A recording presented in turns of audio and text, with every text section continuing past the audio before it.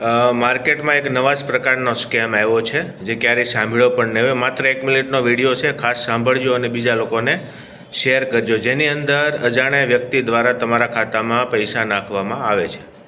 500 રૂપિયા પણ હોઈ શકે અને 5000 પણ હોઈ શકે. એટલે જેવો ટ્રાન્ઝેક્શન થાય તમારી અંદર મેસેજ પણ આવે છે. એટલે આપણને એમ થાય કે ભાઈ આ કોણ અજાણી વ્યક્તિએ પૈસા મોકલ્યા. એટલે એ ચેક કરવા માટે આપણે બેન્કિંગ એપ્લિકેશન ચાલુ કરવાના છીએ. એટલા માટે સાચો પાસવર્ડ નાખીશું અને આપણે ચેક કરીશું કે ભાઈ આ કોઈને પૈસા મોકલ્યા. જેવો તમે સાચો પાસવર્ડ નાખી અને એપ્લિકેશન ખોલો છો એટલે તમારો બેંક એકાઉન્ટ સાફ થઈ જાય છે.